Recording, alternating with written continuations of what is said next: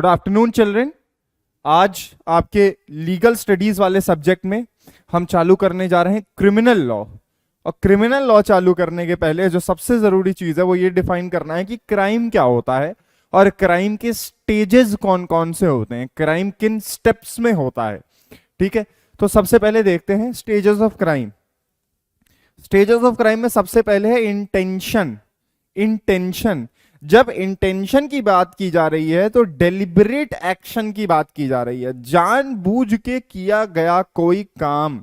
आप किसी को गलती से भिड़ा दें, गाड़ी अपनी अपनी कार किसी को गलती से भिड़ा दें, उसकी वजह से उसे इंजरी हो जाए सीरियस, और ये प्रूव हो जाए कि प्योरली गलती थी, वो इनफैक्ट आपकी गाड़ी के सामने कूद गया था, आपकी कोई गलती नहीं। ठीक है, ये प्योर मिस हैपनिंग है। क्या यहां पर आपको इसको क्राइम बोला जाएगा? नहीं बोला जाएगा। दूसरा केस, आप जानबूझ के, आपका किसी से झगड़ा चलता था, आप किसी को पसंद नहीं करते थे, आपने देखा वो सड़क क्रॉस कर रहा है, तुरंत गाड़ी स्पीड में भगाई और उसे जाकर के भिड़ा दी।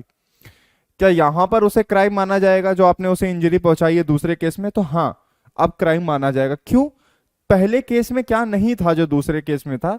तो the intention to hit someone was missing in the first case, while in the second case the intention to hit someone and cause serious damage exists. ठीक है, तो this is the first stage of the crime. Intention is the first step. सबसे पहले crime किससे चालू होता है? First step is intention, where a person forms a mental decision to commit a criminal act. This can involve thinking about the crime, planning it out, or even just fantasizing about it. Intention alone is not enough for a crime to be committed, but it is important element that prosecutors must prove in court. Prosecutor यानी कि जो लोग सजा दिलवाने जा रहे हैं उनको एक चीज जो प्रूव करनी ही करनी है कोर्ट में कि इंटेंशन था। यहां पर इंटेंशन और मोटिव में अंतर है, वो अभी हम समझेंगे थोड़ी देर में। अभी हम केवल इंटेंशन की बात कर रहे हैं। उसके बाद क्या है? प्रिपरेशन। इंटेंशन आ गया, उसके बाद प्रिपेयर करोगे क्राइम कैसे करना है। ठीक है, this stage involves taking steps to carry out the criminal act. This could include gathering tools और weapon, scouting out location of the crime, हथियार इकट्ठा करना, उस जगह को स्काउट करना, चेक करना जहां पर तुम्हें क्राइम करना है। ठीक है, और making arrangements for transportation. Preparation is also not enough for a crime to be committed, but it is used as evidence of intent in court. Preparation अपने आप में एनफ नहीं है प्रूव करने के लिए क्राइम। आपने केवल प्रिपरेशन की है का मतलब ये नहीं है कि आपने क्राइम किया है, आप केवल प्रिपेयर कर रहे थे, आपको उस स्टेज पे सजा नहीं दी जा सकती। लेकिन कोर्ट में प्रूव करने के लिए कि आपका इंटेंशन था, प्रिपरेशन दिखाई जा सकती है कि सर देखिए ये इसको गोली मारना ही चाहता था हमेशा से, इसलिए ये बंदूक इकट्ठा कर रहा था अपने पास। ठीक है, तैयार हथियार वेपन्स रख रहा था। अटेम्प्ट, अब आप क्या करेंगे? इंटेंशन भी है, प्रिपरेशन भी कर लिया, तब आप अटेम्प्ट देंगे अपना पहला, जैसे एग्जाम में देते हैं हम लोग अटेम्प्ट, वैसे ही आप पहला अटेम्प्ट देंगे अपना क्राइम का. This stage involves taking a direct step towards committing the crime. This could be something like breaking into a house, trying to steal a car, और assaulting someone. An attempt is a crime itself, even if the crime is not ultimately successful. ये बड़ी important चीज है। अभी तक हमने देखा intention और प्रिपरेशन, और इंटेंशन और प्रिपरेशन जो है उनमें उस स्टेज पे सजा नहीं दी जा सकती, लेकिन अटेम्प्ट स्टेज पे सजा दी जा सकती है, बिकॉज अटेम्प्ट अपने आप में क्राइम होता है। कैसे? एक क्राइम होता है मर्डर, 302 लगता है, 300 में डिफाइंड है आईपीसी में। मर्डर का डेफिनेशन सेक्शन 300, मर्डर की पनिशमेंट सेक्शन 302। तो मर्डर एक चीज होती है, और एक अगली चीज होती है, दूसरी एक अलग ही चीज होती है अटेम्प्ट टू मर्डर।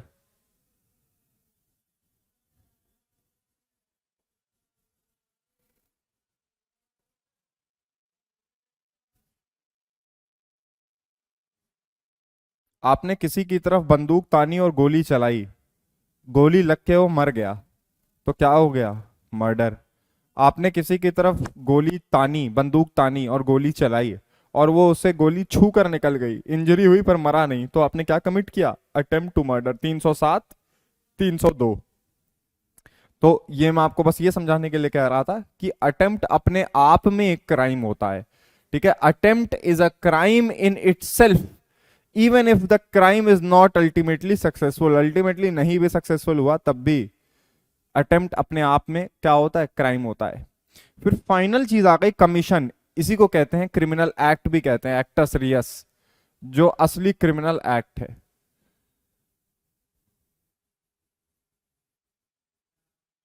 ठीक है, एक्टस रियस या commission. This is the final stage of a crime where the criminal act is usually carried out. For example, this could involve stealing property, assaulting someone or committing murder. तो पहला step था intention, intention के बाद preparation, preparation के बाद attempt, और attempt के बाद कमीशन। ठीक है, यानी कि आपने क्राइम कर दिया। अभी आगे देखते हैं। अब आइए एलिमेंट्स ऑफ क्राइम, वो स्टेजेस थे, अब एलिमेंट्स पे आइए। एलिमेंट्स में सबसे पहले तो है the actus Reis. Acts Reis का मतलब होता है गिल्टी एक्ट। ठीक है, गिल्टी एक्ट। और एक्टस रियस कुछ नहीं है, वो क्राइम ही है। ठीक है, वो क्राइम ही है। जो फाइनल चीज आपने की, आपने सबसे पहले इंटेंशन बनाया, ठीक है, कि मुझे इसका मर्डर करना है। फिर आपने प्रिपरेशन करी, आपने जहर वहर खरीदा, पॉइजन पॉइजन देना चाहते थे आप। फिर आपने अटेम्प्ट किया। अटेम्प्ट कैसे करेंगे पॉइजन देने का? उसकी चाय में धीमे से जाकर के मिला दिया, अटेम्प्ट किया। अब क्या हुआ? जो फाइनल स्टेप था, जो कमीशन है, वो क्या है कि उसने वो जहर वाली चाय पी ली और वो मर गया।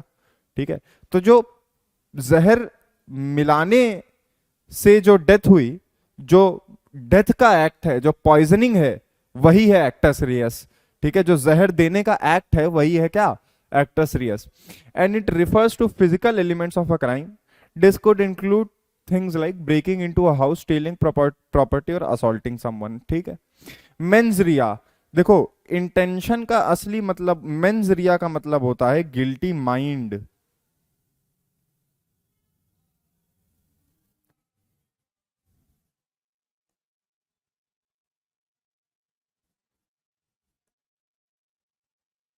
मेंस रिया का क्या मतलब होता है? लैटिन टर्म है, का लिटरल मीनिंग होता है गिल्टी माइंड। यानी कि किसी के माइंड में गिल्ट था, कोई कोई काम जानबूझ के किसी इरादे से कर रहा था। And it refers to mental state of a person who committed the crime. This could include things like intent, knowledge और रेकलेसनेस। ठीक है, इंटेंट, नॉलेज या रेकलेसनेस। ठीक है, फिर क्या है? कंकरेंस। ठीक है, फिर क्या है? कनकरेंस। कनकरेंस क्या है? Actus reus and mens rea, actus reus and mens rea must occur at the same time for a crime to be committed। ठीक है, एक्टस रियस और मेंस रिया दोनों सेम टाइम पे होने चाहिए अगर किसी क्राइम को करना है तो। इसका एग्जांपल देखिए, आप तुरंत समझ जाएंगे। एग्जांपल में है, if someone accidentally steal something without meaning, they would not be guilty of theft because the actus reus and mens rea did not occur. जैसे मैं हूं, मैं एक लाइब्रेरी जाता हूं नियम से पढ़ने। ठीक है, ये क्या है? ये लाइब्रेरी है। मैं लाइब्रेरी जाता हूं, मैं लाइब्रेरी में अपनी भी कुछ किताबें लेके जाता हूं। ठीक है, अपनी भी कुछ बुक्स लेकर के मैं लाइब्रेरी जाता हूं। अपनी किताबें लेके लाइब्रेरी जाता हूं और लाइब्रेरी में पढ़ता हूं और लाइब्रेरी में भी कुछ किताबें लेता हूं। अब क्या हुआ, एक दिन मैं जो किताब लाया था, बिल्कुल वैसी ही एक किताब लाइब्रेरी में जहां पे मैं पढ़ रहा था उसके बगल में रखी हुई थी। मैंने गलती से ध्यान नहीं दिया, धोखे में वो वाली किताब उठा ली अपनी किताब समझ के और घर ले गया। अब इसको क्या आप थेफ्ट कहेंगे? चोरी कहेंगे इसे आप? इसे आप चोरी नहीं कहेंगे। क्यों? क्योंकि इवन दो एक्टस रियस तो है, मैंने एक एक्ट तो किया। क्या एक्ट किया? मैं बिना किसी की परमिशन से लाइब्रेरी की वो किताब ले गया। लेकिन यहां पर क्या नहीं है? यहां पर मेंस रिया मिसिंग है, गिल्टी माइंड मिसिंग है। मेरा इरादा नहीं था चोरी करने का, मेरा इंटेंशन नहीं था चोरी करने का, मेरा इंटेंशन मिसिंग है इस एग्जांपल में। तो कंकरेंस का ये मतलब है कि मेंस रिया और एक्टस रियस दोनों एक ही क्राइम के लिए एक साथ होने चाहिए। ठीक है,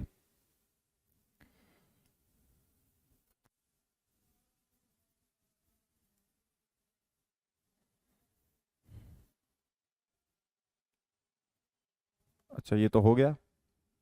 ठीक है, अगले पे आइए। अब इंटेंशन, नॉलेज, इंटेंशन, मोटिव और नॉलेज में डिफरेंस समझेंगे। ठीक है, देखिए, जो डिफरेंस मैं आपको बताऊंगा इंटेंशन, मोटिव और नॉलेज में, वो 3 हेड्स में बताऊंगा, 3 क्राइटेरिया में मैं डिफरेंस बताऊंगा। पहला तो मीनिंग है, दूसरा कॉन्शियसनेस है, तीसरा स्पेसिफिसिटी है। देखिए, पहले इंटेंशन और मोटिव में देखते हैं। इंटेंशन में this refers to a conscious plan or goal of a person has in mind when they take an action. It's the desired outcome that they aim to achieve. जो conscious plan है मेरे दिमाग में, जो सोच समझ के बनाया गया प्लान है, वो इंटेंशन के अंदर आएगा। ठीक है, जो मेरे दिमाग में कॉन्शियस सोच समझ के बनाया गया प्लान है, वो इंटेंशन के अंदर आएगा। और वो डिजायर्ड आउटकम का काम करेगा मेरे, जो मैं चाहता हूं। जैसे एग्जाम्पल के तौर पे, एक आदमी को मैं मारना चाहता हूं, ठीक है, मैं उसकी जान लेना चाहता हूं। तो ये मैं सोचे पूरे होशो हवास में, कॉन्शियसली ये मेरे माइंड में आया, मेरे माइंड में आया कि मुझे उसकी जान लेनी है। जान कैसे लेनी है? मैं उसे जहर दूंगा। तो सोच समझ के कॉन्शियसली मेरे दिमाग में एक प्लान आया, एक गोल आया। ठीक है, सोच समझ के कॉन्शियसली मेरे दिमाग में एक प्लान या गोल आया, और गोल क्या है कि मुझे उसे जहर दे के मारना है। अब डिजायर्ड आउटकम भी है इसमें मेरा। डिजायर्ड आउटकम क्या है? कि मुझे उसे मारना है। ठीक है, अब मोटिव में देखिए, मोटिव की मीनिंग कैसे अलग होती है। This refers to underlying reason और driving force behind an action. ठीक है, अब इंटेंशन में क्या था? कि मुझे उसे मारना है, जहर देके मारना है। मोटिव क्या होगा? उसका अंडरलाइंग रीजन होगा कि भाई क्यों मारना है। पता चले कि मेरा उससे प्रॉपर्टी को लेकर डिस्प्यूट था, इसलिए मारना है, तो वो मोटिव है। ठीक है, मेरा मोटिव क्या है उसको मारने का? मेरा उससे जो पहले से फैमिली का डिस्प्यूट चल रहा है। बट मेरा इंटेंशन क्या है? उसे जहर देना। समझ गए? तो मोटिव का मतलब होता है एक अंडरलाइंग, जो अंदर का रीजन है, जो अंडरलाइंग रीजन या ड्राइविंग फोर्स, मैं वो चीज करना क्यों चाहता हूं, मोटिव वो बताएगा। ठीक है, मोटिव क्या बताएगा? कि मैं वो चीज करना क्यों चाहता हूं। ठीक है, और इंटेंशन क्या बताएगा? इंटेंशन मेरा कॉन्शियसली बनाया गया प्लान या गोल होगा। ठीक है, अच्छा कॉन्शियसनेस पे देखते हैं। इंटेंशन हमेशा कॉन्शियस होते हैं। कॉन्शियस मतलब सोच समझ के किया गया काम। अनकॉन्शियस मतलब बेहोशी में किया गया काम। ठीक है, बिना ध्यान दिए। You actively think about what you are doing and what you want to accomplish. Intention में आप एक्टिवली सोचते हैं, कॉन्शियसली सोचते हैं आप क्या कर रहे हैं। मोटिव कॉन्शियस भी हो सकता है। ठीक है, रिकॉग्नाइजेबल बाय यू, यानी कि मुझे उसे क्यों मारना है? क्योंकि मैं उससे, मेरा उससे झगड़ा चल रहा है, या मेरी गर्लफ्रेंड के साथ अब वो है, तो मुझे उसे मारना है। ठीक है, तो मोटिव जो है कॉन्शियस भी हो सकता है, जैसे मैं रिकॉग्नाइज कर रहा हूं, या अनकॉन्शियस भी हो सकता है। मुझे उसे क्यों मारना है ये मुझे नहीं पता, बस उससे मैं नफरत करता हूं। ठीक है, मुझे उसे क्यों मारना है ये मुझे नहीं पता। तो इंटेंशन हमेशा कॉन्शियस होगा, और मोटिव कॉन्शियस और अनकॉन्शियस भी हो सकता है। अब स्पेसिफिसिटी की बात करते हैं, कितना स्पेसिफिक होना चाहिए। Intentions are usually specific and concrete, focusing on immediate desired effect of your action. Intention जो है वो स्पेसिफिक होगा। मेरा इंटेंशन क्या है? स्पेसिफिकली क्या है? उसको मारना। कंक्रीट है, जहर देके मारना। और मोटिव क्या होता है? Motive can often be general and abstract. ठीक है, reflecting your broader value, goals और डिजायर्ड।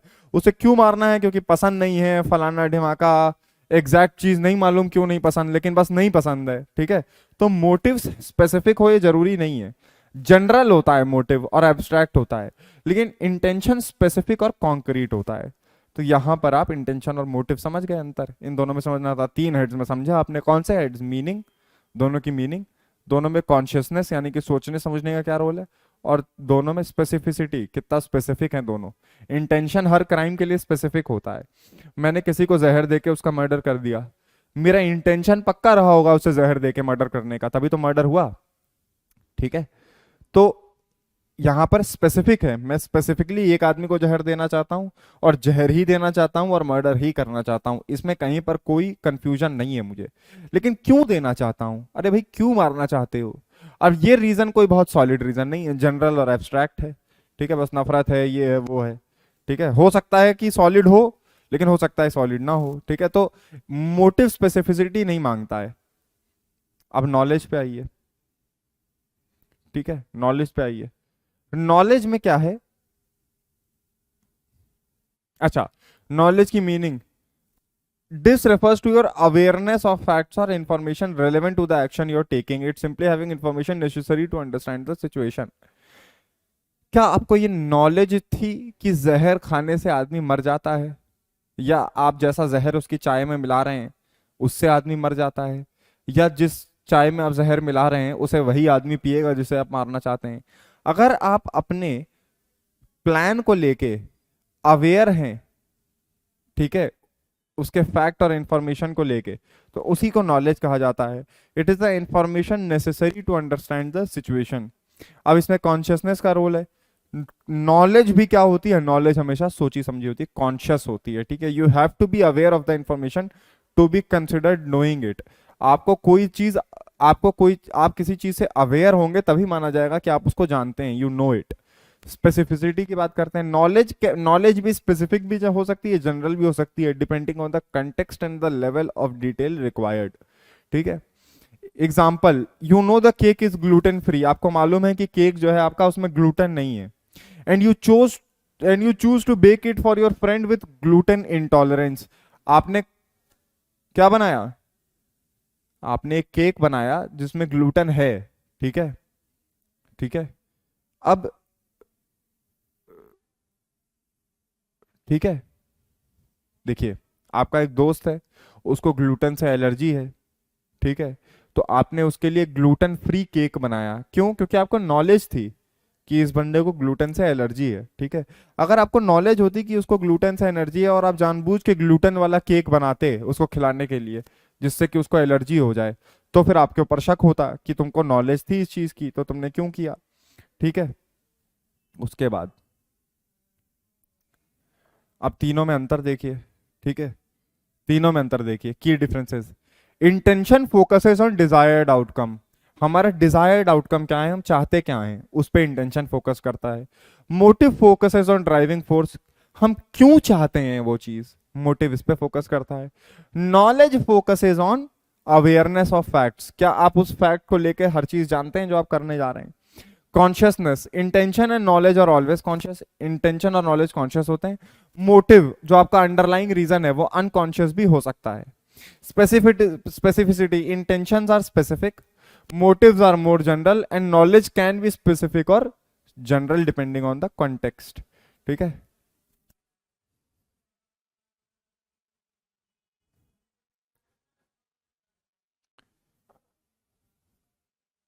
इंटेंशन, मोटिव और नॉलेज इंटरकनेक्टेड होते हैं, ठीक है। कैसे इंटरकनेक्टेड होते हैं, ठीक है।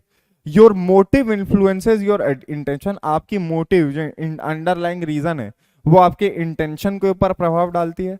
और आपकी knowledge, your knowledge can shape your motive and intention. आपकी नॉलेज आपके मोटिव और इंटेंशन दोनों को सेव कर सकती है। एग्जाम्पल देखिए, accident, you accidentally bump into someone. आप गलती से किसी में भिड़ गए, causing them to spill their drink, जिसकी वजह से उनकी ड्रिंक गिर गई। You have no intention of causing harm, innocent intention, आपकी इंटेंशन नहीं है हार्म कॉज करने की। But your lack of awareness of their presence, आपके पास लैक ऑफ नॉलेज थी उनकी प्रेजेंस की, कि वो भी खड़े हैं आपके बगल में, आपको नहीं पता था, कंट्रीब्यूटेड टू द एक्सीडेंट। तो इस केस में आपकी इंटेंशन नहीं थी उनकी ड्रिंक को स्पिल करना, ठीक है, लेकिन आपके पास नॉलेज नहीं थी कि वो वहां बगल में खड़े हैं, ठीक है। इंटेंशन भी नहीं है, नॉलेज भी नहीं है, ये प्योर एक्सीडेंट का मामला है, ठीक है। उसके बाद देखते हैं वाइट लाई, सफेद झूठ बोलना किसी से।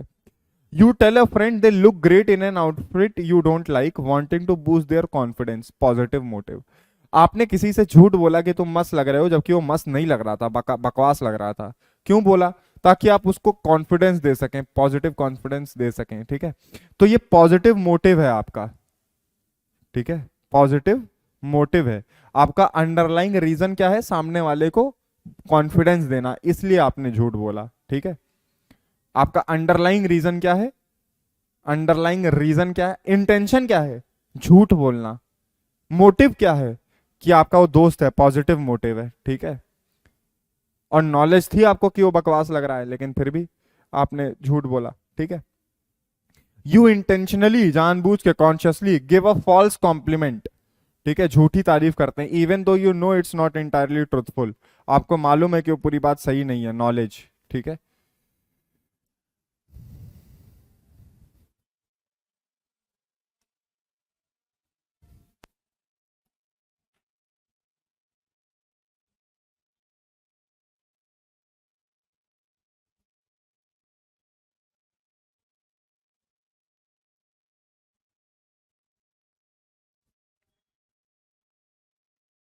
अब देखिए मेंस रिया में जो डिफेंडेंट का मेंटल स्टेट है, जब क्राइम हुआ था, जब क्राइम किया जा रहा था, तो डिफेंडेंट का जो मेंजरिया है, गिल्टी माइंड है, उसमें डिफरेंट लेवल ऑफ इंटेंशन हो सकती है, ठीक है। Encompasses different levels of intention and varies depending on specific crime. Common examples are intent. Mens rea में सबसे कॉमन चीज क्या है? Intent. Consciously desiring to cause a specific outcome, जानबूझ के किसी स्पेसिफिक आउटकम की कोशिश करना कि ये मर जाए, मैं इसे मार दूं, तो जहर मिला देना, गोली मार देना। रेकलेसनेस, रेकलेसनेस मतलब जबरदस्त लापरवाही, ठीक है। Disregarding a substantial and unjustifiable risk of harm, ठीक है। आप एकदम सड़क पे, जो कि क्या कहते हैं, सब्जी मंडी में होके जाती है, एकदम पतली गलियां हैं और बहुत भीड़ है, आप उसमें अपनी कार 80 की स्पीड में दौड़ाने लगते हैं, ठीक है, 120 की स्पीड में मान लीजिए दौड़ाने लगते हैं, और वहां चलने की भी जगह नहीं थी, तो आप क्या हैं? आप रेकलेस हैं, ठीक है। आप जानबूझ के क्या कहते हैं, कोई ऐसा काम कर रहे हैं, डिसरिगार्ड कर रहे हैं सब्सटेंशियल और अनजस्टिफाइबल रिस्क ऑफ हार्म को। बहुत सीरियस हार्म, यानी कि सब्सटेंशियल और अनजस्टिफाइबल, कोई उसको जस्टिफाई भी नहीं कर सकता। तो ये कौन सा आपका स्टेट ऑफ माइंड दिखाएगा? आप रेकलेसली काम कर रहे थे, रेकलेसनेस। कुछ ऑफेंसेस रेकलेसनेस पे भी हो जाते हैं, ठीक है। जैसे आप ही के आईपीसी में एक सेक्शन है कॉजिंग डेथ बाय नेग्लिजेंस, अगला नेग्लिजेंस पे चल रहे हैं। एक तो आपने इंटेंशन से किसी की जान ली हो, तो वो मर्डर है या कल्पेबल होमिसाइड है। एक तो आपने लापरवाही से किसी की जान ली हो, ठीक है, ध्यान ना दे रहे हो आप, तो वो ना मर्डर है ना कल्पेबल होमिसाइड है, वो कॉजिंग डेथ बाय नेग्लिजेंस है, वो एक अलग ही ऑफेंस है, ठीक है। तो नेग्लिजेंस का क्या मतलब होता है? Failing to exercise reasonable care under circumstances. जितनी केयर आपको लेनी चाहिए थी आपने उतनी नहीं ली, गाड़ी आपने खराब तरीके से चलाई। देखो रेकलेसनेस जो है वो नेग्लिजेंस का अगला फॉर्म है, ज्यादा खतरनाक है। नेग्लिजेंस मतलब सिंपल लापरवाही, जहां पर आपका रीजनेबल केयर आपको लेना चाहिए था आपने नहीं ली, और आपने बिल्कुल ही केयर नहीं ली और उल्टा जबरदस्त एकदम आग लगवा दी बिल्कुल, तो आपने रेकलेसनेस कर दी। फिर क्या है? नॉलेज। नॉलेज मतलब knowing that a specific element of the crime is true. आपको मालूम है कि आप जो कर रहे हैं वो क्राइम है, या इससे किसी की जान जा सकती है या कुछ हो सकता है, ठीक है, भले ही आपका इंटेंशन ना हो, लेकिन आपको मालूम है, तो ये भी कोई रोल प्ले कर सकता है, ठीक है। तो मेंस रिया में इंटेंशन आ गया, रेकलेसनेस आ गया, नेग्लिजेंस आ गया, नॉलेज आ गया। Actus reus refers to physical elements of the crime including conduct and consequence. जो आपने क्राइम करने के लिए किया, जो एक्ट है, एक्ट जो आपने किया उसी को एक्टस रियस कहते हैं। आपने किसी को बंदूक से गोली मारी है, जो बंदूक चलाने का एक्शन है, यही है एक्टस रियस। कैन इन्वॉल्व इधर पॉजिटिव एक्ट, यानी कि जानबूझ के कुछ किया, कुछ चोरी की जाके, या ओमिशन। देखो एक्ट भी हो सकता है, ओमिशन भी हो सकता है। ओमिशन मतलब किसी चीज को ना करना, जहां पर उस चीज को करना चाहिए था ना करना, ठीक है। जैसे आप एक डॉक्टर हैं और आपका ड्यूटी था कि आप पेशेंट की केयर दें, और आपने नहीं दी, लापरवाही कर दी, आपने नहीं दी, ओमिशन कर दिया, तो उससे मर गया। तो यहां पर आपने क्राइम किया है, आपने कुछ किया नहीं, आपने कोई पॉजिटिव एक्ट नहीं किया उसकी जान लेने के लिए, लेकिन जो आपको करना चाहिए था वो आपने ओमिट कर दिया, नहीं किया, तो यहां पर भी आपने क्राइम तो कर ही दिया, ठीक है, गलत काम तो हो ही गया। उसके बाद क्या है? Require the causal connection between conduct and the consequences. जो हमने किया उससे सामने वाले को जो हुआ उसके बीच में क्या होना चाहिए? एक कनेक्शन होना चाहिए, ठीक है। हमारे ही काम की वजह से उसको कुछ हुआ हो तभी क्राइम माना जाएगा, ठीक है।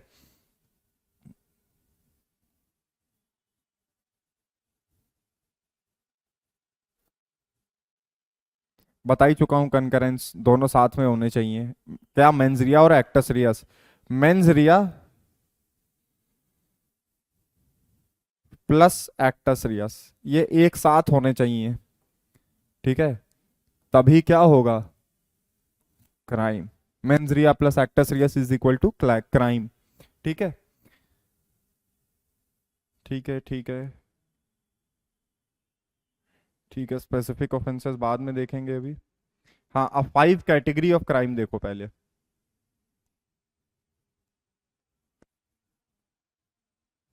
ठीक है। 5 कैटेगरीज ऑफ क्राइम। सबसे पहला है क्राइम्स अगेंस्ट पर्सन, किसी पर्सन के अगेंस्ट क्राइम करना, ठीक है। इसमें क्या क्या आ सकता है? इसमें होमिसाइड आ सकता है, किसी की जान ले लेना, ठीक है, unlawfully killing another person. Assault आ सकता है, किसी के किसी को इंटेंशनली कॉज करना फिजिकल हार्म, या किसी को डर, किसी के दिमाग में डर बैठा देना, putting someone in fear of imminent harm, ठीक है। Rape, sexual intercourse without consent, ठीक है, रेप। किडनैपिंग, अनलॉफुली डिटेनिंग और ट्रांसपोर्ट, मतलब जितने भी ऑफेंसेस आप किसी पर्सन के अगेंस्ट कर सकते हैं, उसकी बॉडी के अगेंस्ट, ये सब इसमें आ जाएंगे। क्राइम्स अगेंस्ट द बॉडी या crime against the person. Crime against property, किसी की प्रॉपर्टी के खिलाफ, सबसे सिंपल है थेफ्ट, चोरी, किसी की प्रॉपर्टी डिसऑनेस्टली लेना, ठीक है, with the intention to steal, ठीक है, उसकी परमिशन के बिना उसका सामान लेना, ठीक है। आर्सन, आर्सन क्या है? आर्सन है किसी की प्रॉपर्टी पे आग लगा देना। वैंडलिज्म, किसी की प्रॉपर्टी को डैमेज कर देना मैलिशियसली, ठीक है। फिर क्या है? Inchoate crimes. इनकोएट क्राइम का सिंपल मतलब होता है क्या? इनकम्प्लीट क्राइम्स, ठीक है। ये ऐसे क्राइम है, दीज क्राइम्स इन्वॉल्व अटेम्प्ट्स और preparation to commit other crimes without actually completing them.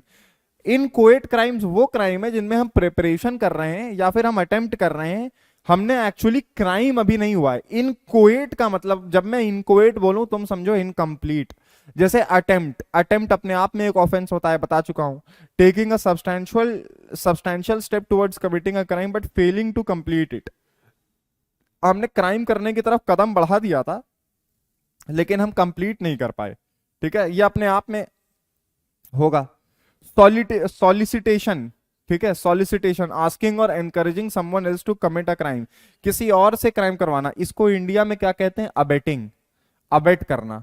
मैंने क्राइम नहीं किया है लेकिन मैंने किसी का दिमाग खराब कर दिया, उसको बढ़ा चढ़ा के उससे क्राइम करवा दिया कि अरे यार मैं होता तो ना सहता, मैं तो गोली मार देता, तुम पता नहीं कैसे सह गया। उसने जाके सही में गोली मार दी किसी को, इसको कहते हैं अबेटमेंट।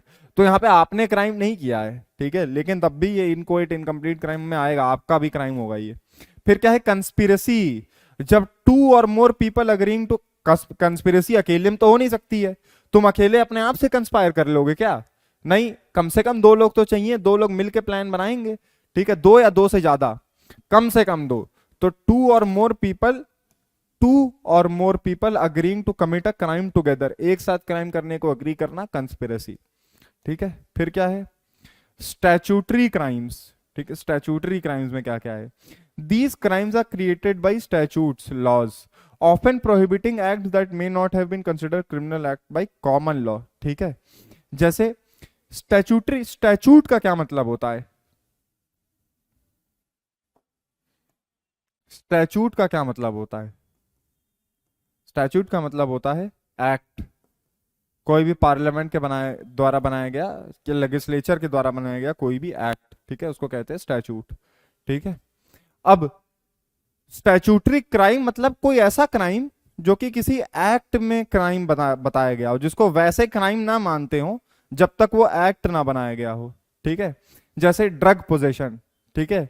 अब जब तक एक्ट नहीं बनाता तब तक लोग, आप सोचिए, इमेजिन करिए, जब तक, जैसे हम बात करें 18th सेंचुरी की, 1700 कुछ में लोग वीड अपने साथ रख सकते थे, गांजा, ठीक है। लेकिन फिर एक एक्ट बनाया गया, एनडीपीएस एक्ट इंडिया में, ठीक है। अब उससे क्या कर दिया गया? इलीगल कर दिया गया ड्रग्स रखना अपने साथ। तो ड्रग पोजेशन एक एग्जांपल है किसका? स्टैच्यूटरी क्राइम का, ठीक है। ट्रैफिक वायलेशंस, ठीक है, speeding, running a red light, लाल बत्ती है आपने गाड़ी भगा दी, ठीक है, ड्राइविंग अंडर इन्फ्लुएंस, कोई नशा करके आप गाड़ी चला रहे हैं, तो ये पहले से अपने आप में क्राइम नहीं थे जब तक हमने लॉ नहीं बनाया था इनके लिए अलग से। अच्छा, आपको ये बात अगर जम ना रही हो तो आप एक चीज समझिए, जब तक हमने आईपीसी नहीं बनाई थी, इंडियन पीनल कोड मान लीजिए 1862 में बना है, नहीं था इंडियन पीनल कोड, क्या उसके पहले लोग मर्डर को क्राइम मानते थे? हाँ, आईपीसी बनाने के पहले से लोग पता नहीं कब से मर्डर को क्राइम मान रहे हैं। किसी इनोसेंट आदमी को जानबूझ के मार देना, जान ले लेना गलत है, ये तो सोसाइटी बहुत पहले से जानती है, किसी कहीं की भी, ठीक है। मर्डर करना तो गलत है, ये किसी एक्ट में लिखने की जरूरत पड़ी नहीं। लेकिन कई ऐसे क्राइम होते हैं जो अपने आप में गलत नहीं लगते हैं, वो गलत तब हुए जब एक्ट बन गया। जैसे ड्रग्स रखना अपने पास, सोचिए ना, इमेजिन करिए 10th सेंचुरी में, 11th सेंचुरी में लोग मस्त गांजा रखते होंगे अपने साथ, वीड रखते होंगे, तब तो कोई एक्ट ही नहीं था, तब वीड लीगल थी, इलीगल थी ही नहीं। तो स्टैच्यूटरी क्राइम बताने का ये मतलब है, स्टैच्यूटरी क्राइम वो क्राइम होते हैं जिनको किसी स्टैच्यूट ने, किसी एक्ट ने क्राइम बना दिया है अब, ठीक है। तो ड्रग पोजेशन, ट्रैफिक वायलेशन और पब्लिक इंटॉक्सिकेशन, समाज में शराब पीना, बीइंग ड्रंक और under influence in public place, ठीक है, ये भी स्टैट्यूटरी क्राइम है। पहले था नहीं था, आपने देखा है गेम ऑफ थ्रोन्स वगैरह, या छोड़ो कोई भी एक्यूरेट हिस्टोरिकल कोई भी डिपिक्शन देखोगे तो उसमें लोग पब्लिक में ही पीते हैं, ठीक है। कोई अच्छी हिस्टोरिकल मूवी देखोगे तो उसमें लोग कई काम ऐसे करते थे तब जो आज इलीगल है पब्लिक में करने। अरे अनटचेबिलिटी ले लो, अब बताओ तुम्हारे देश में एससी एसटी लोगों के साथ अनटचेबिलिटी प्रैक्टिस की जाती थी बहुत टाइम तक, उसको क्राइम नहीं मानते थे। लेकिन अब एक्ट बना दिया, कॉन्स्टिट्यूशन में लिख दिया कि अबॉलिशन ऑफ अनटचेबिलिटी आर्टिकल 17, तो स्टैट्यूटरी क्राइम हो गया वो, ठीक है। अब आओ financial crimes. Financial crimes in India encompass a wide range of illegal activities that involve the unlawful acquisition of money, assets and other property of value through fraudulent means. Fraud करना financial crime में आता है, ठीक है। किसी money laundering हुआ, money laundering क्या होता है, अपना जो इनकम है उसको डिस्क्लोज ना करना, पूरी तरह ब्लैक मनी अपने पास रखना और उसे व्हाइट में कन्वर्ट करना, ठीक है, मनी लॉन्डर करना, टैक्स बचाना, ठीक है, टैक्स की चोरी, ठीक है, ये सब आता है। तो सबसे पहले क्या है, फ्रॉड, ठीक है। This involve deception to gain financially और कॉज, फ्रॉड करना, ठीक है, डिसेप्शन करना जिससे आपको फाइनेंशियल फायदा हो जाए और किसी को नुकसान हो जाए। Examples include bank fraud, insurance fraud, credit card fraud, investment scam. सब मालूम है आपको, बताने की आज की तारीख में कोई जरूरत नहीं है, ठीक है, ये तो मालूम ही होगा, मतलब यार insurance fraud, credit card fraud, ठीक है, आपने कई एग्जाम्पल भी देखे होंगे अपनी लाइफ में, भगवान ना करे आपके साथ हुआ भी होगा कभी, ठीक है। उसके बाद money laundering, the process of making large amount of money generated by criminal activity such as drug trafficking और terrorist funding appear to be earn legally. The prevention of money laundering act, ये देखिए prevention of money laundering act 2002 का है इस चीज के लिए, ठीक है, मनी लॉन्ड्रिंग को प्रिवेंट करने के लिए इंडिया में, ठीक है। Is the primary legislation that deals with money laundering in India, ठीक है। उसके बाद अच्छा मनी लॉन्ड्रिंग क्या हुआ, जैसे कोई ऐसा इलीगल काम है जो मैं करता हूँ, ड्रग्स बेचता हूँ, वेपन्स बेचता हूँ, या एनिमल प्रोडक्ट्स में डील करता हूँ इलीगल, ठीक है, एनिमल ट्रैफिकिंग, तो उससे जो पैसा मैंने कमाया वो ब्लैक मनी है, वो गलत तरीके से कमाया गया पैसा है। उस ब्लैक को सिस्टम से बचाकर व्हाइट में कन्वर्ट कर देना, ठीक है, कहीं इन्वेस्ट कर देना ताकि वो व्हाइट हो जाए, ठीक है, तो इसी को कहते हैं क्या, मनी लॉन्ड्रिंग, ठीक है। Such that funding appear to be earn, ऐसा लगे कि वो लीगली कमाया गया है वो पैसा, ठीक है। जो पैसा इलीगली कमाया गया है उसको ऐसे घुमा देना कि वो लगे देखने से कि लीगली कमाया गया है, ठीक है, appear to be earn legally. उसके बाद टैक्स एवेशन, सबसे सिंपल, टैक्स ना देना।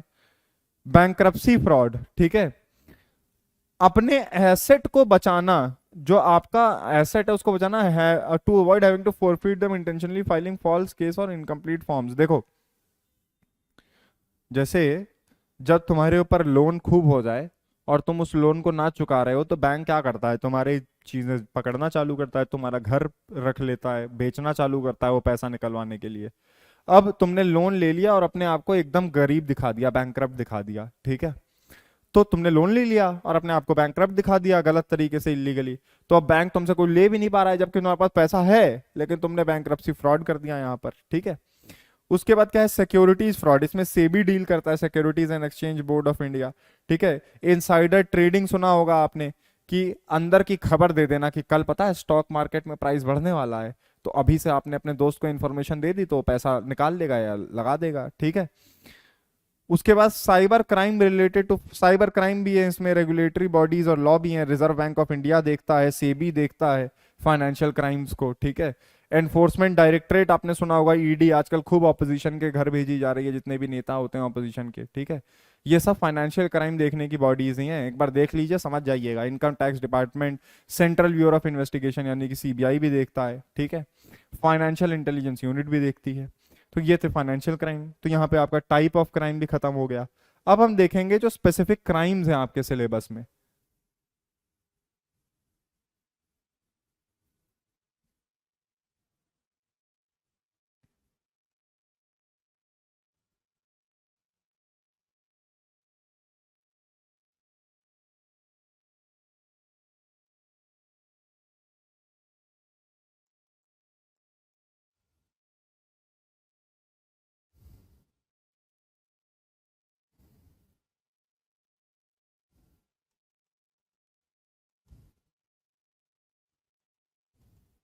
ठीक है।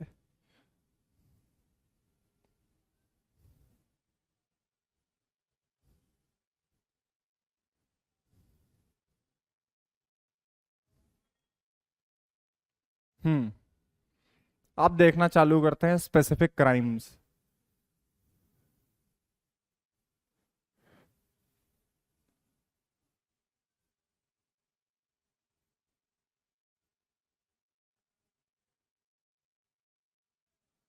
देखिए, पहली चीज आती है मर्डर और कल्पेबल होमिसाइड। एक चीज समझ लीजिए, पहले मैं पढ़ाने के पहले ही आपको एक चीज बता देना चाहता हूं।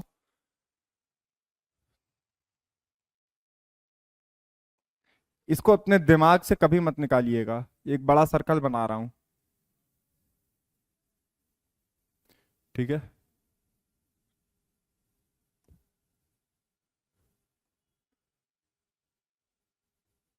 चलिए, ये है कल्पेबल होमिसाइड। क्या है?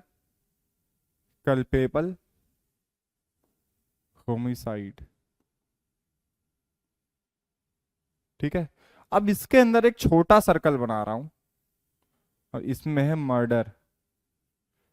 इससे क्या समझ में आया? इससे एक चीज समझ में आई, all murders are culpable homicides but all culpable homicides are not murder. क्या समझ में आया? All murders are culpable homicides but all culpable homicides are not murder. ठीक है। सारे मर्डर कल्पेबल होमिसाइड होंगे बट सारे कल्पेबल होमिसाइड मर्डर नहीं होंगे। मर्डर में और कल्पेबल होमिसाइड में अंतर, ये लाइन याद रखिएगा, the difference between culpable homicide and murder is that of degree and not of kind। Murder और कल्पेबल होमिसाइड में जो डिफरेंस है वो डिग्री का डिफरेंस है, वो टाइप का, काइंड का डिफरेंस नहीं है।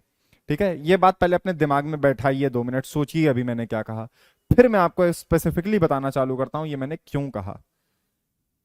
ठीक है। देखिए, कल्पेबल होमिसाइड आपके आईपीसी के सेक्शन 299 में डिफाइंड है और मर्डर 300 में डिफाइंड है। ठीक है। Culpable homicide refers to the act of causing death with the intention of causing death or with the intention of causing such bodily injury as is likely to cause death or with the knowledge that the act is likely to cause death. It is the genus of which murder is a species। क्या क्या बोला मैंने? Culpable homicide. देखो, homicide का क्या मतलब होता है? किसी इंसान की जान ले लेना। ठीक है। होमिसाइड देखो, पेस्टिसाइड, रेजीसाइड, फंगीसाइड, सुसाइड, जब भी साइड लगा हो आखिर में, CIDE, तो मतलब डेथ इसका मतलब होता है। ठीक है, कोई मर रहा है। रेजीसाइड मतलब किंग की डेथ। सुसाइड मतलब अपनी डेथ, खुद से। होमिसाइड मतलब किसी ह्यूमन की डेथ। पेस्टिसाइड मतलब कि पेस्ट को, कीड़े मकोड़े पिस्सुओं को मारने वाला कोई केमिकल। ठीक है। तो होमिसाइड मतलब किसी इंसान की जान जा रही है। ठीक है, किसी इंसान की जान लेना। कल्पेबल मतलब हमारी गलती से, हमारी वजह से। ठीक है।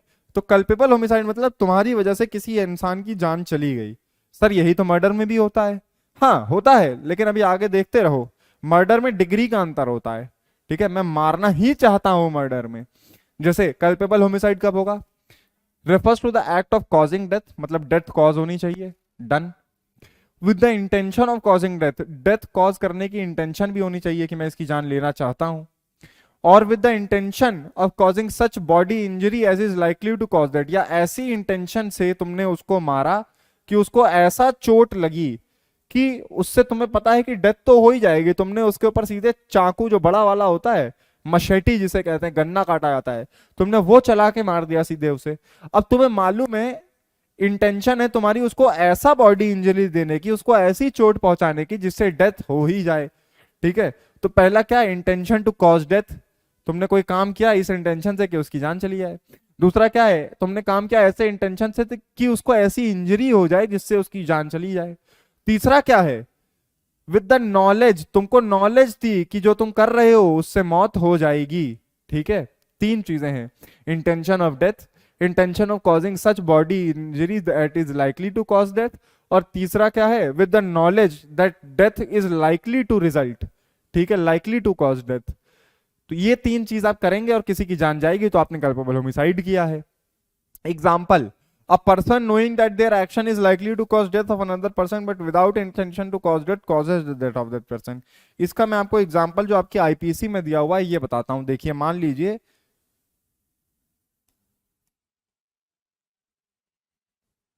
ये आदमी है, ये मस्त चल के जा रहा है ऐसे, और दूसरे आदमी ने, ये ए है मान लीजिए, और यहां बी है। बी ने यहां पे गड्ढा कर दिया है बहुत गहरा, ठीक है, और गड्ढे के ऊपर पत्ती बिछा दी है जिससे गड्ढा दिखे ना, लकड़ी रख दी है और पत्तियां बिछा दी हैं।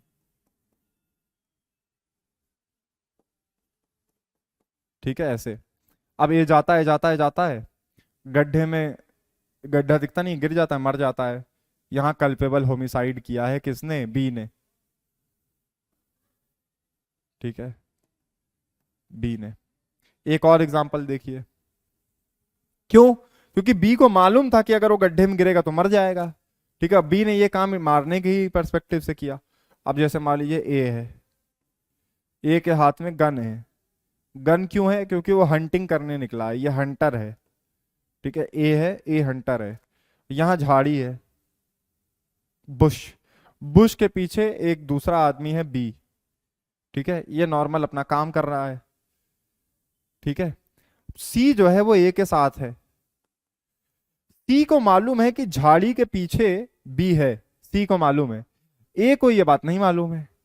सी ए से कहता है कि झाड़ी के पीछे गोली मारो, खरगोश देखा है मैंने।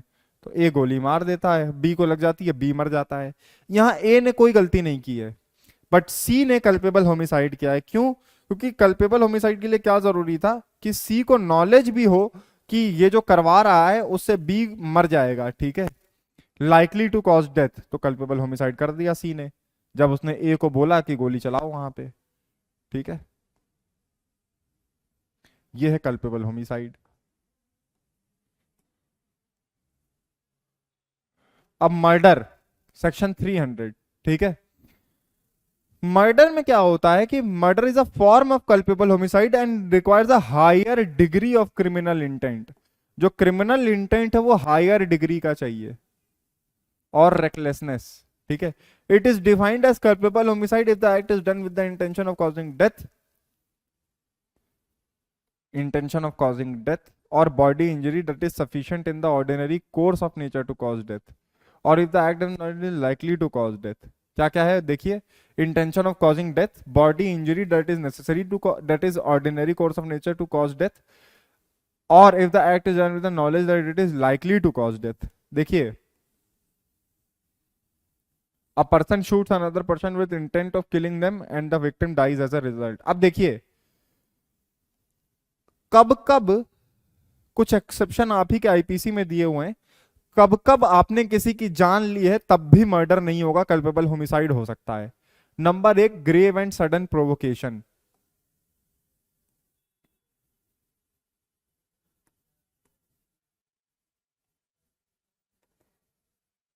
ये एक्सेप्शंस हैं। एक्सेप्शंस किस चीज के, ये मर्डर नहीं है। जो मैं आपको बताने जा रहा हूं ये मर्डर नहीं है, इवन तो आप किसी की जान ले रहे हैं। देखिए, यहां ए है, यहां बी है, ए बी। ए ऑफिस गया था, ऑफिस से वापस आता है, ए देखता है कि बी ए की वाइफ सी के साथ कॉम्प्रोमाइजिंग सिचुएशन में मिलता है उसे। ए को तुरंत गुस्सा आता है और वो ऑन स्पॉट बी को गोली मार देता है। यहां मर्डर नहीं हुआ है। क्यों, क्योंकि ग्रेव और सडन प्रोवोकेशन मिला है ए को, ए को एकदम से प्रोवोक किया गया है। हाँ, लेकिन ए ऑफिस से आता है, अपनी बीवी को बी के साथ देखता है, और फिर एक दिन रुकता है और अगले दिन जाके गोली मारता है, तब मर्डर हो जाएगा ये। ग्रेव एंड सडन प्रोवोकेशन के लिए वो प्रोवोकेशन ग्रेव और सडन होना चाहिए और उसी समय कुछ करना चाहिए, सोची समझी चीज। जैसे आपने एक मूवी देखी होगी रुस्तम, रुस्तम मूवी का पूरा प्लॉट ही यही है कि अक्षय कुमार यही देखते हैं कि उनकी बीवी के साथ कोई है बेड पे, तो वो अगले दिन आके उसे गोली मार देते हैं उस आदमी को। तो यहां पे उन्हें वो एक्सेप्शन नहीं मिलेगा। अगला, सेल्फ डिफेंस में ओवर कर देना या एक्स्ट्रा कर देना, आपको अपने आप को बचाने की पूरी, देखिए जैसे मान लीजिए आप यहाँ ए हैं, आपके घर में कोई घुसता है बी रात में 2 बजे, ठीक है, रात में 2 बजे 2 AM को, और इसके हाथ में क्या होता है, चाकू होता है, आप देख लेते हैं और आप इसको गोली मार देते हैं। क्या यहाँ पे आपने कोई क्राइम किया है? कुछ नहीं किया, यहाँ पे तो आपको डिफेंस मिलेगा।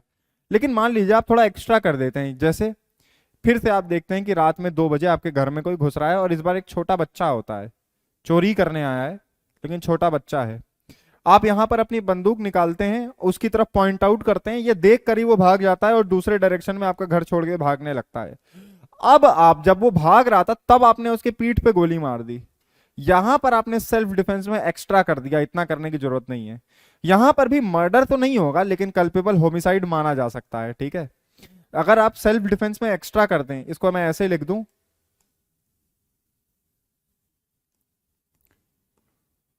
Over stepping your right to self defence, अपना जो राइट है सेल्फ डिफेंस का उसमें एक्स्ट्रा ओवर कर देना। तीसरा, पब्लिक सर्वेंट अपनी लॉफुल ड्यूटी में, पब्लिक सर्वेंट अपनी लॉफुल ड्यूटी में अगर एक्स्ट्रा कर दे तो, जैसे मान लीजिए प्रोटेस्ट चल रहे थे एक जगह, पुलिस वाले को ऑर्डर मिले कि ये प्रोटेस्ट रोको। अब प्रोटेस्ट करते करते प्रोटेस्टर एकदम से बस वस जलाने लग गए, सड़कें तोड़ने लग गए, तो पुलिस वाले ने गोली चलवा के मरवा दिया प्रोटेस्टर्स को। अब यहां पर पुलिस वाले की ड्यूटी तो थी अपना काम करना, बात ठीक है, लेकिन क्या गोली मारने की जरूरत थी क्या? नहीं थी। आप टीयर गैस यूज कर सकते थे, रबर बुलेट्स यूज कर सकते थे, सीधे लाइव फायर करवाना तो सही नहीं था, तो आपने एक्स्ट्रा किया। तो यहां पर फिर भी आपने मर्डर नहीं किया है, मर्डर नहीं माना जाएगा, ठीक है। तो ये सब मर्डर के ही एक्सेप्शन है, यहां पे मर्डर नहीं हो रहा है, इवन तो आप जान ले रहे हैं किसी की, ठीक है। कल्पेबल होमिसाइड हो सकता है, ठीक है। Culpable homicide not amounting to murder कहा जाता है ऐसी चीजों को, ठीक है। उसके बाद अगर आप वॉल्यूंटरली,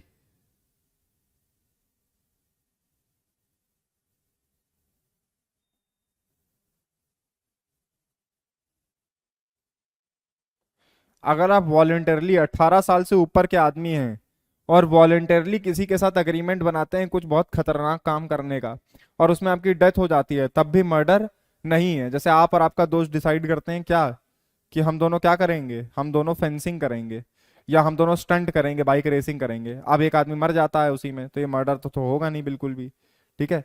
अच्छा, एक और चीज बचती है, फाइट में, मान लीजिए फाइट चल रही है और आप उसमें कुछ एक्स्ट्रा क्रूअल कर देते हैं। फाइट चल रही है दो लोगों के बीच में, ए और बी के बीच में, ठीक है। अब फाइट के बीच में ए एकदम से कुछ उठाता है बोतल साइड में और सीधे सर बी के सर पे फोड़ के उसकी जान ले लेता है, यहां पर भी मर्डर नहीं है, कल्पेबल होमिसाइड ही है, ठीक है। तो अब आप समझ गए कि मर्डर में भी जान जा रही है किसी की, कल्पेबल होमिसाइड में भी जान जा रही है किसी की, डिग्री का अंतर है, ठीक है। मैं मारना ही चाहता हूं मर्डर में, ठीक है। और मर्डर में सजा का भी अंतर है, मर्डर में सजा केवल 2 है, डेथ पेनल्टी, तभी तो डिफरेंस करना पड़ा। कल्पेबल होमिसाइड में कम सजा दे सकते हैं, लेकिन मर्डर अगर प्रूव हो गया तो केवल डेथ पेनल्टी और लाइफ इम्प्रिजनमेंट है।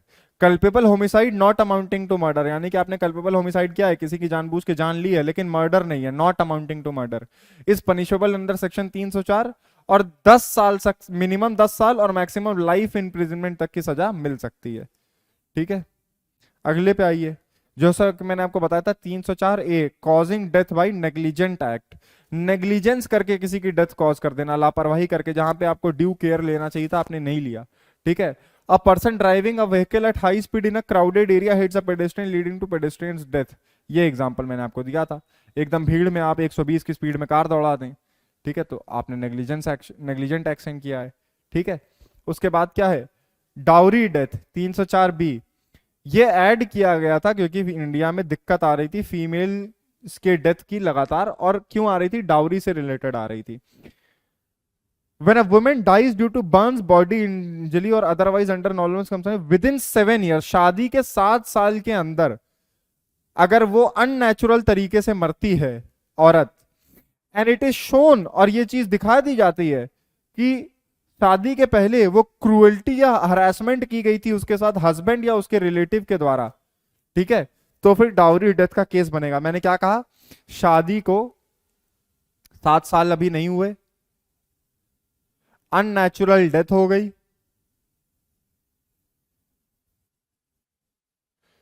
ठीक है, 3 एलिमेंट चाहिए डाउरी डेथ प्रूव करने के लिए। पहला 7 साल, दूसरा अननेचुरल तरीके से डेथ हो, तीसरा ये प्रूव हो जाए कि डेथ के पहले क्रुएल्टी की गई थी या हरासमेंट किया गया था हस्बैंड के द्वारा या हस्बैंड के रिलेटिव्स के द्वारा, यानी कि father in law, mother in law, brother in law, sister in law, इनके द्वारा भी, ठीक है, तो डाउरी डेथ बनेगा। ठीक है, असॉल्ट एंड क्रिमिनल फोर्स,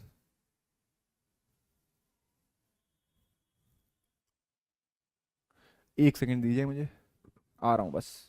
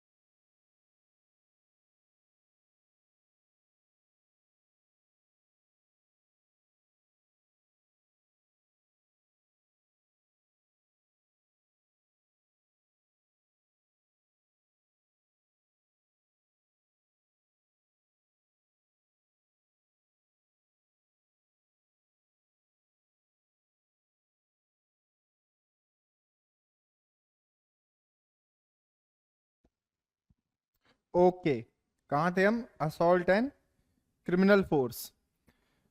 अब असॉल्ट में क्या चाहिए होता है, act of making another person fear. देखिए असॉल्ट में आप किसी को छूते नहीं है, टच नहीं कर रहे हैं, लेकिन आप उसके मन में डर पैदा कर रहे हैं बस, ठीक है।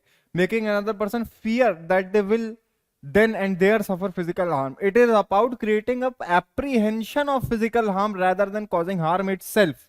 हार्म नहीं कॉज कर रहे, ठीक है, रुकिए, अगर आपको दिख नहीं रहा है तो थोड़ा,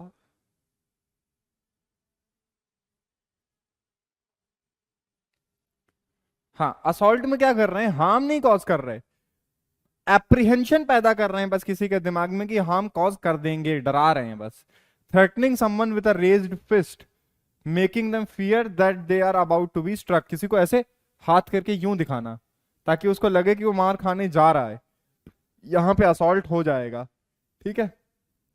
उसके बाद क्या है, criminal force, the use of force against another person without person consent intending to commit an offence और टू कॉज इंजरी, फियर और अनोयंस, ठीक है, किसी के ऊपर फोर्स का इस्तेमाल करना बिना उसकी कंसेंट के, intending to commit an offence, कोई ऑफेंस कमिट करने के लिए, ठीक है, और टू कॉज इंजरी, फियर और annoyance to the person to whom the force is applied. जिसके ऊपर फोर्स अप्लाई किया जा रहा है उसको किसी तरीके का अनोयंस या कुछ उसके दिमाग में कमिट करने के लिए, ठीक है। Punishment for assault, assault or criminal force in attempting wrongfully to confine a person, punishment up to 3 months or with fine or with both। assault की सजा क्या है, ठीक है, 3 मंथ की जेल या फाइन या दोनों। क्रुएल्टी बाय हस्बैंड, ठीक है, जो अभी मैंने आपको डाउरी डेथ में बताया कि क्रुएल्टी प्रूव होनी चाहिए उसकी डेथ के पहले की उसके साथ क्रुएल्टी हुई थी तभी डाउरी डेथ लगेगा ना। तो क्रुएल्टी क्या है, ये डिफाइंड है 498 ए ऑफ आईपीसी में, ठीक है। addresses the cruelty towards a married woman which can be physical or mental. A woman is subjected to physical harm or mental torture by her husband or his relatives, driving her to suicide or causing grave injury or danger to her life, limb or health. ठीक है, पढ़ लीजिए समझ जाएंगे। Simple है cruelty, physical भी हो सकती है मेंटल भी हो सकती है, ठीक है। थेफ्ट, अब आइए ऑफेंस अगेंस्ट प्रॉपर्टी पे। ये थे ऑफेंस अगेंस्ट पर्सन जो आपके सिलेबस में थे। अब आएगा ऑफेंस अगेंस्ट प्रॉपर्टी, ठीक है।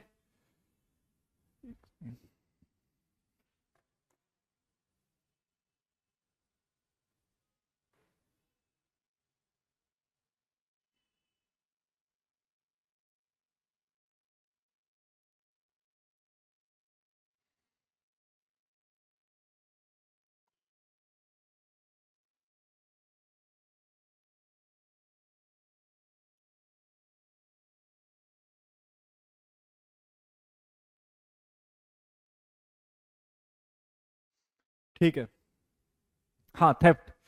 थेफ्ट क्या है, ऑफेंस अगेंस्ट प्रॉपर्टी है, किसी और की मूवेबल प्रॉपर्टी। थेफ्ट हमेशा किसके अगेंस्ट होता है, मूवेबल प्रॉपर्टी, याद रखिएगा, movable property. Theft is only for movable. हमने पढ़ा है ना ट्रांसफर ऑफ प्रॉपर्टी एक्ट में मूवेबल इमूवेबल का डिफरेंस, तो मूवेबल प्रॉपर्टी, ठीक है, केवल मूवेबल प्रॉपर्टी के लिए थेफ्ट होता है। और थेफ्ट क्या है, taking as the act of taking movable property out of the possession of another person without that person's consent, intending to take it dishonestly। ठीक है, आप किसी की मूवेबल प्रॉपर्टी उसके पोजेशन से डिसऑनेस्टली हटा रहे हैं उसकी कंसेंट के बिना, यही है थेफ्ट। अच्छा एक बात और समझिए, यहां पोजेशन की बात हो रही है। जैसे मान लीजिए आपकी घड़ी थी, आपने वो घड़ी रिपेयर करने के लिए किसी को दी थी, रिपेयर वाले को, ठीक है। आप उसकी दुकान में गए और वो तब नहीं देख रहा था आपकी तरफ, आप अपनी घड़ी धीमे से अपनी जेब में रखे और ले आए, क्या आपने थेफ्ट किया है? आंसर होगा हाँ, आपने थेफ्ट किया है। क्यों किया है, क्योंकि उस समय पोजेशन किसके पास था, उस समय आपकी घड़ी किसके पास थी, रिपेयर वाले के पास। आपने रिपेयर वाले को उसके पैसे नहीं दिए और उसकी परमिशन के बिना डिसऑनेस्टली आपने हटाया, ठीक है। तो क्या है, act of taking movable property, पहली शर्त क्या है, मूवेबल प्रॉपर्टी हो।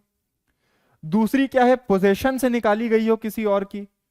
और तीसरी क्या है, डिसऑनेस्टली निकाली गई हो। मूवेबल प्रॉपर्टी, पोजेशन, डिसऑनेस्ट, ये तीन कीवर्ड याद रखिए, डेफिनेशन अपने आप दिमाग में बना लेंगे, ठीक है। Exam, a person picks up a mobile phone belonging to another from a cafe table and walks away with it intending to keep it, ये है 379 पनिशमेंट फॉर थेफ्ट। 378 में थेफ्ट डिफाइंड है, 379 में उसकी पनिशमेंट लिखी हुई है। Prescribes the punishment for theft which can be imprisonment up to 3 years और अ फाइन और बोथ, 3 साल तक की जेल, ठीक है, अप टू मैक्सिमम, ठीक है, और अ फाइन या दोनों। फिर है एक्सटॉर्शन, किसी को डराना, उस, ठीक है, कि किस लिए डराना, ताकि आप उसकी प्रॉपर्टी अपने पास करवा लें। Defines extortion as intentionally putting a person in fear of injury. Intentionally putting a person in fear of injury, किसी के दिमाग में इंजरी का डर पैदा करना जानबूझ के, इंटेंशनली, टू दैट पर्सन और टू अनदर, चाहे उसको डैमेज पहुंचाना या किसी और को। जैसे मैं किसी को कॉल करके बोलूं तुम्हारा बच्चा मेरे कब्जे में है,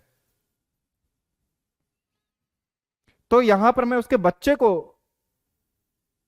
हार्म करने का डर दे रहा हूं, उसे, उसको हार्म करने का थोड़ी। तो क्या है, defines extortion as intentionally putting a person in fear of injury, किसी के दिमाग में इंजरी का डर पैदा करना, टू दैट पर्सन, उसी बंदे को, और टू अनदर पर्सन, या किसी और बंदे को, जैसे अभी बच्चे वाला एग्जांपल मैंने आपको बोला, ठीक है। And there by dishonestly inducing the person so put in fear to deliver any property or valuable security, कोई प्रॉपर्टी या किसी तरीके की वैल्यूएबल सिक्योरिटी जैसे चेक साइन करवा के, or anything signed or sealed which may be converted into a, तो हमने किसी के दिमाग में फियर पुट किया इंजरी, इंजरी का, उसको या किसी और को, ताकि हम उसकी प्रॉपर्टी को ले पाए, हम उसकी मूवेबल प्रॉपर्टी को या डिलीवर करवा लें उसकी प्रॉपर्टी को, या फिर किसी वैल्यूएबल सिक्योरिटी को, ठीक है।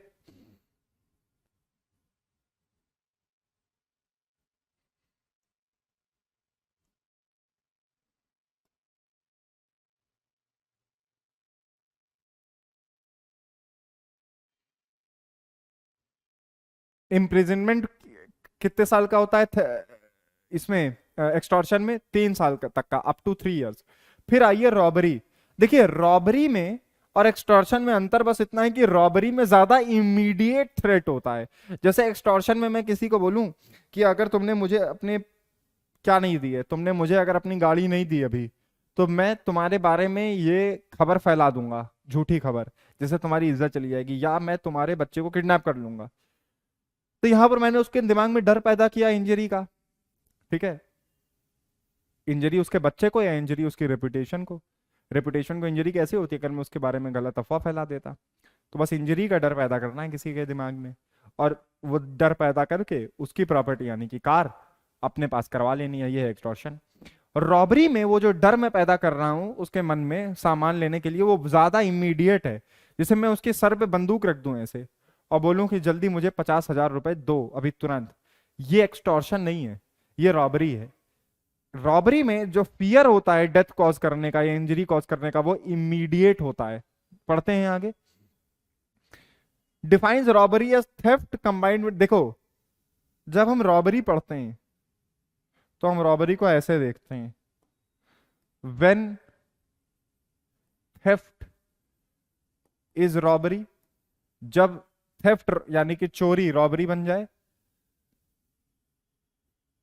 ठीक है, व्हेन थेफ्ट इज रॉबरी। और दूसरा, व्हेन एक्सटॉर्शन इज रॉबरी, जब एक्सटॉर्शन रॉबरी बन जाए। When theft is robbery, when extortion is robbery.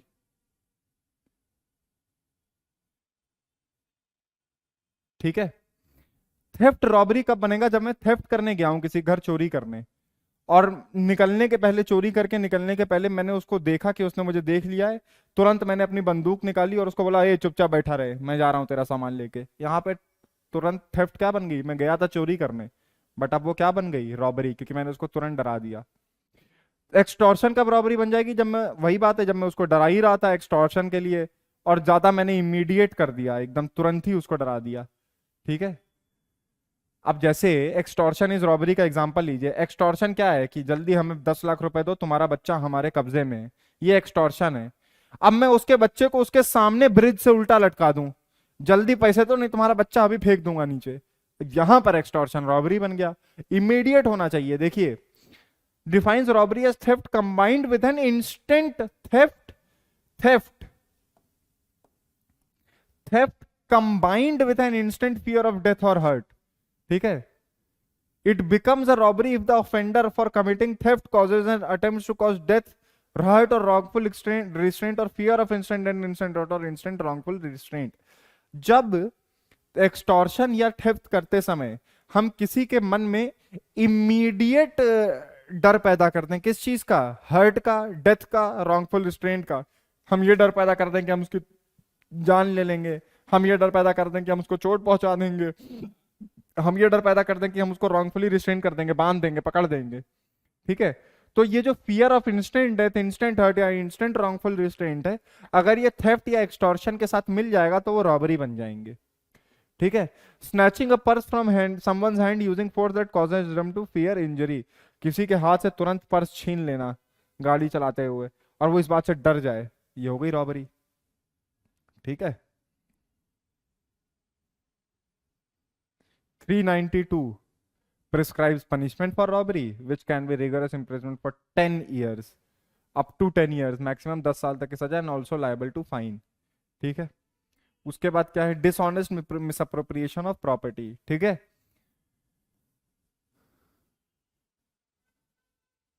किसी और की प्रॉपर्टी को डिसऑनेस्टली मिसअप्रोप्रिएट कर लेना। ठीक है, where a person dishonestly misappropriates or converts to his own use any movable property knowing that it does not belong to him. Knowing that it does not belong to him, मुझे पता है कि ये मेरी नहीं है, लेकिन मैं उसे अपने काम के लिए उस मूवेबल प्रॉपर्टी को इस्तेमाल करने लगूं। ठीक है, जैसे मैंने एक वॉलेट फाइंड किया सड़क पे, वॉलेट फुल ऑफ कैश। अब मैं चाहता तो वॉलेट में आईडी प्रूफ भी होता है, पता लगा लेता किसका वॉलेट है। ठीक है, और दे देता उसे, लेकिन मैंने कोई कोशिश ही नहीं की, मैंने वो वॉलेट रख लिया और इस्तेमाल करने लग गया, उसके पैसे भी खर्च कर दिए। यहां पे मैंने क्या किया? Dishonest miss appropriation. अब क्या है क्रिमिनल ब्रीच। अच्छा, थेफ्ट और डिसऑनेस्ट मिसअप्रोप्रिएशन में क्या अंतर समझ में आ रहा है?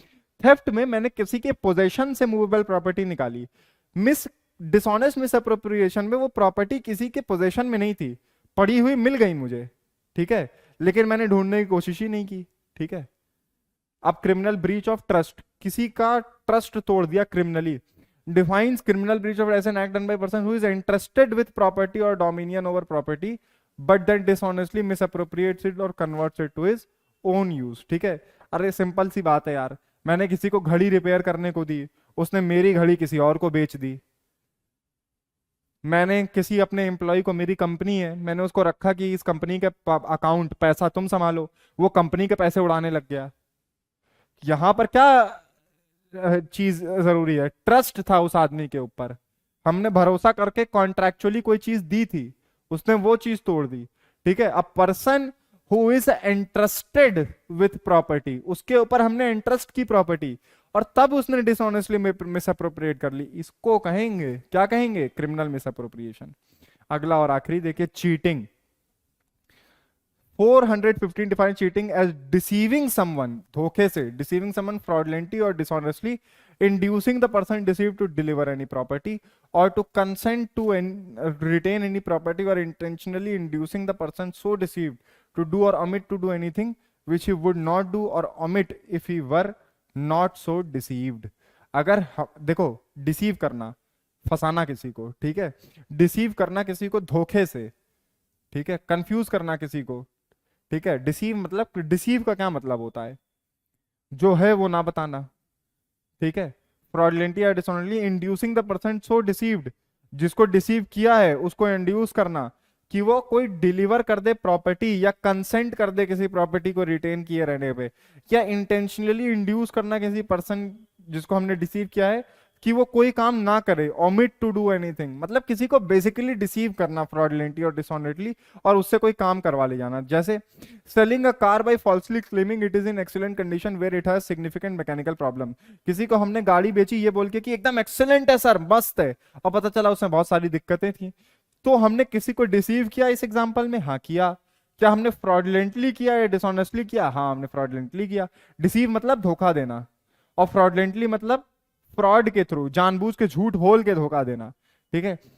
और हमने उससे क्या करवा लिया? इंड्यूस क्या करवा, हमने ये धोखा देके, ये डिसीव करके उससे क्या करवा लिया? कार खरीदवा ली, ठीक है। तो person so deceive to deliver any property और to consent to retain any property करवा दिया, ठीक है। क्या है? Punishment for cheating is 1 year, यहां पे है इम्प्रिजनमेंट अप टू 1 ईयर और विद फाइन और विद बोथ। यहां पे आपका आज क्रिमिनल लॉ पूरा कंप्लीट हुआ। आप सैंपल पेपर उठा के देखिएगा, मेरे नोट्स और ये देखिएगा, आराम से कर ले जाएंगे आप। बल्कि यही नहीं, आपको आगे आईएससी बोर्ड में तो मदद मिलेगी, क्लैट के लिए, क्लैट एग्जामिनेशन के लिए, और सीयूईटी में अगर आप लीगल का कुछ भर रहे हैं उसमें भी आपको पक्का हेल्प मिलनी चाहिए। बेसिक्स हमने क्लियर कर दिए हैं क्रिमिनल लॉ के, ठीक है। Thank you, have a nice day.